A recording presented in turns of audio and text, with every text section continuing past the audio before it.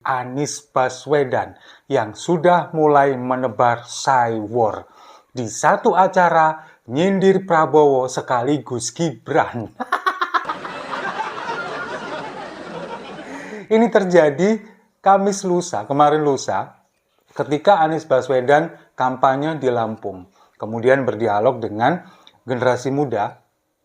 Dia menyindir sekaligus dalam satu event ini Gibran dan juga Prabowo Subianto.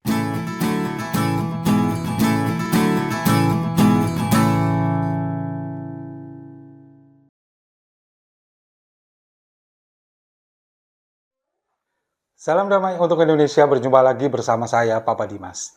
Info kali ini datangnya dari Anies Baswedan yang sudah mulai menebar cywar di satu acara nyindir Prabowo sekaligus Gibran. Ini terjadi Kamis lusa, kemarin lusa, ketika Anies Baswedan kampanye di Lampung, kemudian berdialog dengan generasi muda. Dia menyindir sekaligus dalam satu event ini Gibran dan juga Prabowo Subianto. Sebelumnya kita simak dulu videonya yang sudah saya rangkum berikut ini.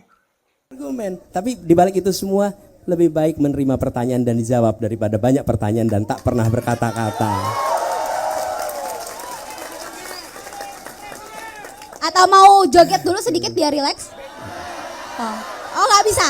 Oh ya Anies nggak bisa joget katanya. Iya. Pinternya di kata-kata aja. Kalau ada gagasan tak perlu berjoget. Kan namanya juga lagi TikTok tadi. Lagi TikTok. Ada pesan yang disampaikan? Nggak ada, itu kan spontanitas. Pas lagi kita lagi ngobrol, diskusi. Kan spontanitas boleh kan? Iya, boleh. Jadi ketika tadi ditanyain kan, saya menjelaskan. Ketika saya menjelaskan, terus dikomentarin. Lah kita ini gimana? Pertanyaannya bentuknya kata-kata, masa saya jawab bukan dengan kata-kata? Ya harusnya pakai kata-kata juga. Gimana? Kepengen ketawa nggak? Pak Anies saja, ini ketawanya nggak berhenti-berhenti ketika dia ngomongin itu.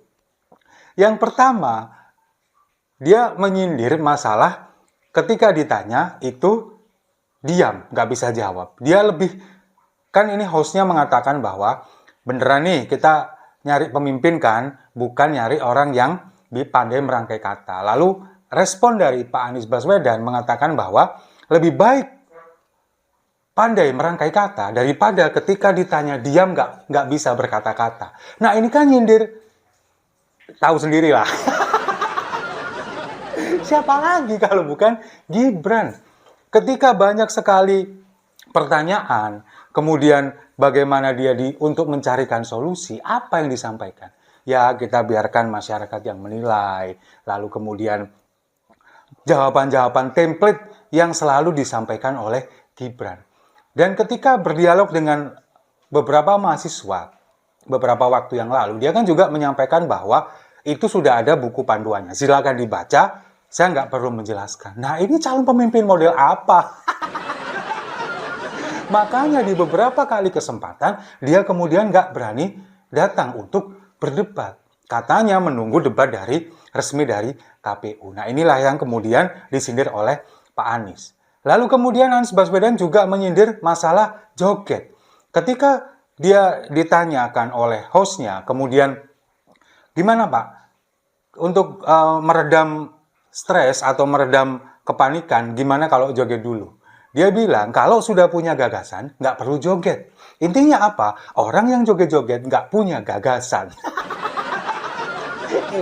Ya. Nah, ini kan juga menyindir Prabowo. Di beberapa kali kesempatan ketika dia ditanyakan sesuatu, lalu kemudian dia katakanlah buntu atau tidak menemukan jawabannya, kemudian dia joget-joget. Dan itu yang kemudian di-framing oleh pendukungnya bahwa politik itu harus riang gembira. Padahal untuk menutupi kekurangannya yang memang nggak punya gagasan. Nah, sekarang kalau kita melihat Anies Baswedan, Anies ini kan memang terkenal sekali orang yang pandai merangkai kata.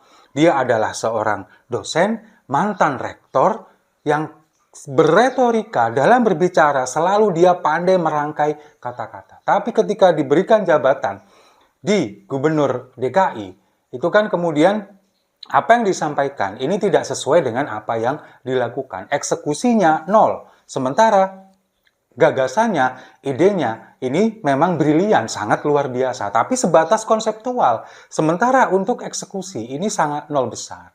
Nah, itulah yang kemudian sekarang menjadi senjata dia. Kalau bagi saya ini memang Anies ini agak sedikit licik ya. Dia menyindir, tapi ketika ditanyakan oleh wartawan yang di akhir video tadi, dia mengatakan bahwa ini adalah sebuah respon dari pertanyaan. Ketika ditanya dengan kata-kata, jawabnya harus dengan kata-kata. Lagi-lagi nyindir Prabowo. Bukan dengan joget-joget. Nah, kita kan memang mengakui bersama, kita mengetahui semuanya bahwa pasangan nomor urut 02, Prabowo Gibran, ini memang miskin gagasan. Dan kalau kita melihat secara garis besar, visi misi mereka ini lebih banyak mengadopsi atau mengcopy paste apa yang sudah dilakukan oleh Presiden Jokowi. Mereka ingin melanjutkan itu dengan jargon berkelanjutan. Tapi kalau bagi saya, jargon berkelanjutan ini adalah karena orang males mikir aja. Sangat miskin gagasan. Sekarang bandingkan, coba kita bandingkan gagasan mereka tentang makan gratis bagi siswa di seluruh Indonesia. Coba bayangkan. Kalau misalkan mereka ini 1 tahun menghabiskan anggaran 400 triliun rupiah untuk makan gratis dan susu gratis. Sementara efek yang didapatkan atau efek yang dihasilkan, apa coba? Jangka pendek, mereka kenyang. Kemudian setelah kenyang mau ngapain? Itu yang kita tidak tahu. Mereka mau tidur, mereka mau main, mereka mau belajar, itu terserah. Yang penting perut kenyang dulu. Itu kan yang diharapkan. Sementara besoknya lapar lagi, dikasih makan lagi, kemudian kenyang lagi. Begitu terus sampai Jan Etes nanti lulus wisuda. Nah, sementara gagasan yang diberikan oleh Pak Ganjar Pranowo ini benar-benar out of the box. Baru saja kemarin ketika beliau di Balikpapan meluncurkan internet gratis. Yang katanya Pak Ndul nih, core of the core, itu adalah high speed internet for student, for free, for all of school. Jadi internet cepat untuk seluruh siswa, untuk seluruh sekolah, dan gratis. Nah, ini fungsinya apa? Fungsinya internet gratis ini yang pertama untuk menambah wawasan para siswa. Yang kedua, ini bisa memicu literasi digital, memperkaya literasi digital bagi siswa. Nah, kemudian efek jangka panjangnya apa? Efek jangka panjang ini nanti bisa menstimulus atau merangsang ekonomi kreatif, industri digital yang saat ini memang adalah sebuah keniscayaan. Itu yang diharapkan oleh Pak Ganjar dan Pak Mahfud. Ketika sekarang semuanya serba digital, semuanya serba internet, kemudian kalau kita menengok di pelosok Indonesia, jangankan yang di ujung barat, di ujung timur, di Pulau Jawa, di tengah-tengah Pulau Jawa, katakanlah yang di pelosok, baik itu di Jawa Timur, Jawa Tengah, Jawa Barat, ini kadang internet juga susah diakses. Apalagi kalau misalkan ini di daerah pegunungan, kemudian di sana juga jarang penduduk yang berdomisili di sana. Ini internet sangat susah. Bahkan beberapa siswa dulu ketika musim COVID, school from home, mereka harus belajar dari rumah, mengandalkan akses internet. Mereka harus berjalan puluhan kilometer demi untuk mendapatkan sinyal.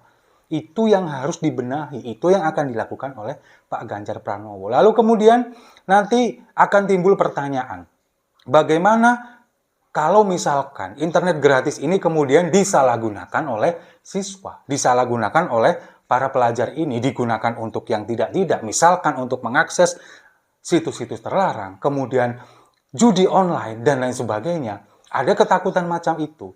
Nah, itulah yang harus menjadi PR kita bersama, pemerintah dan juga orang tua, guru, ini saling bekerja sama. Kontrol ini bisa dilakukan dengan dua arah. Yang pertama dari pemerintah sendiri melalui Kementerian Komunikasi dan Informatika. membendung atau memproteksi dari situs-situs yang kira-kira mengandung unsur kekerasan, kemudian pornografi, lalu perjudian, dan lain sebagainya yang dilarang oleh negara kita. Sementara dari guru dan orang tua ini kemudian memberikan pengarahan, mengontrol, kemudian mendampingi siswa-siswa ini untuk diarahkan menggunakan internet ini lebih bermanfaat untuk bisa memperkaya diri mereka dengan literasi digital. Ini sangat penting. Ini adalah sebuah investasi yang harus kita tanamkan mulai sekarang demi untuk Indonesia Emas di tahun 2045.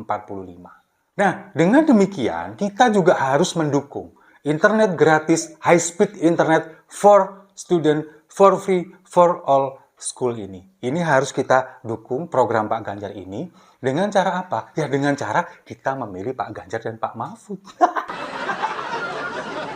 Karena kalau kita melihat di belahan dunia yang lain, anak-anak muda, usia-usia pelajar, sekarang mereka sudah bisa menghasilkan income mereka sendiri melalui internet cepat dengan industri kreatif, industri digital yang saat ini sedang merebak. Makanya selain itu, adanya Creative Hub nanti juga diperlukan untuk menampung aspirasi mereka ketika mereka ingin menjadi seorang content creator, lalu kemudian mereka bisa menciptakan beberapa aplikasi, bekerja di bidang startup. Ini membutuhkan akses internet yang luar biasa. Dan ini adalah sebuah keniscayaan yang harus kita wujudkan demi untuk Indonesia Emas di tahun 2045. Ini investasi jangka panjang untuk siswa. Jadi bukan sekedar makan dan susu gratis. Dan pada akhirnya, setelah sekian purnama, saya harus mengatakan dengan jujur, untuk kali ini saya setuju dengan Pak Anies Baswedan. Setuju ya?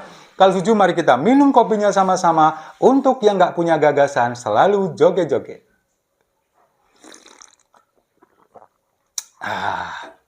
Saya rasa itu. Terima kasih sudah menyimak. Jangan lupa like, komen, dan subscribe. Sampai jumpa di video-video saya selanjutnya. Internet cepat untuk Indonesia Emas 2045.